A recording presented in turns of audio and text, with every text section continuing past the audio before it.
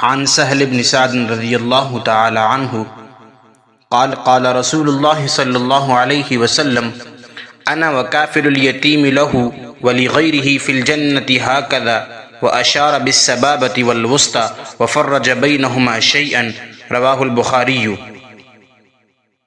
حضرت سہل بن سعد رضی اللہ تعالی عنہ کہتے ہیں کہ رسول کریم صلی اللہ علیہ وآلہ وسلم نے فرمایا، میں اور یتیم کی پرورش کرنے والا کہ وہ یتیم خواہ اس کا ہو یا کسی اور کا، جنت میں اس طرح ہوں گے۔ یہ کہہ کر آپ صلی اللہ علیہ وآلہ وسلم نے انگشت شہادت اور درمیانی انگلی کے ذریعے اشارہ کیا اور دونوں کے درمیان تھوڑی سی کشادگی رکھی۔ اس حدیث مبارکہ میں یتیم کی پرورش کرنے کی فضیلت بیان کی گئی ہے۔ سرزمین عرب پر اسلام کی آمد سے پہلے دیگر برائیوں کی طرح یتیموں کے حقوق دبانا اور ان پر ظلم و ستم کرنا بھی عام تھا۔ دین اسلام نے نہ صرف یتیموں کے ساتھ ہونے والے برے سلوک کی مذمت کی، بلکہ ان سے نرمی و شفقت کا برتاؤ کرنے اور ان کی ضروریات کا خیال رکھنے کا حکم دیا ہے۔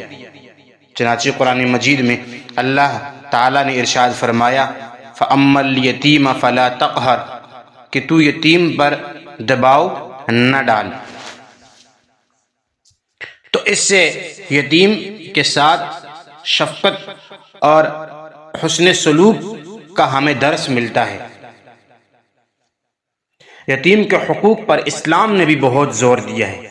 اس کا اندازہ اس حقیقت سے لگایا جا سکتا ہے کہ قرآن حکیم میں 23 مختلف جگہوں پر یتیم کا ذکر کیا گیا ہے، جن میں یتیموں کے ساتھ حسن سلوک، ان کے اموال کی حفاظت اور ان کی نگہداشت کرنے کی تلقین کی گئی ہے، اور ان پر ظلم و زیادتی کرنے والے، ان کے حقوق و مال غصب کرنے والے کے لیے وعیدیں بھی بیان کی گئی ہیں۔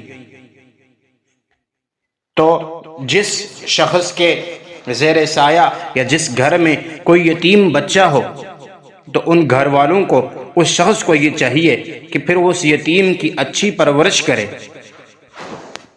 احادیث میں یتیم کی پرورش کرنے والے اور اس کے ساتھ حسن سلوک کرنے والے کے متعلق بے شمار فضائل بیان کی گئی ہیں۔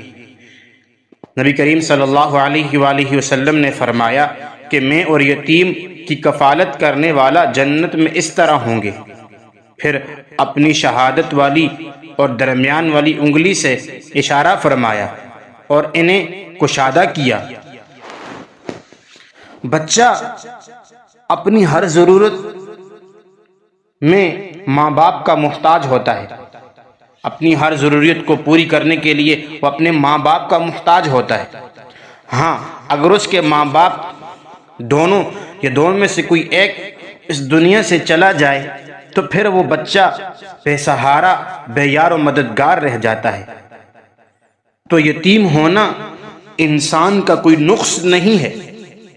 اس کے ماں باپ اس دنیا سے چلے گئے تو وہ جان بوجھ کر اس دنیا سے نہیں جاتے ہیں، بلکہ اللہ تعالیٰ کی مرضی ہوتی ہے۔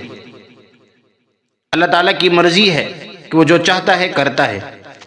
اس لیے اللہ رب العزت نے اپنے محبوب ترین بندے سید المرسلین صلی اللہ علیہ وآلہ وسلم کو بھی حالت یتیمے میں پیدا فرمایا۔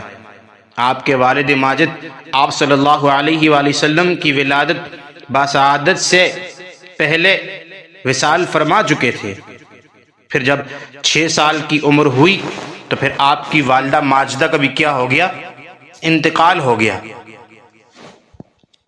تو جب ہم یتیم کے ساتھ اچھا سلوک کریں گے، اس کی ہر چیز کا خیال رکھیں گے، تو دیکھیں نبی صلی اللہ علیہ وآلہ وسلم کی ایک اور حدیث مبارکہ ہے، جو شخص یتیم کے سر پر اللہ پاک کی رضا کے لیے ہاتھ پھیرے تو جتنے بالوں پر اس کا ہاتھ گزرا، ہر بال کے بدلے اس کے لیے نیکیاں لکھی جاتی ہیں۔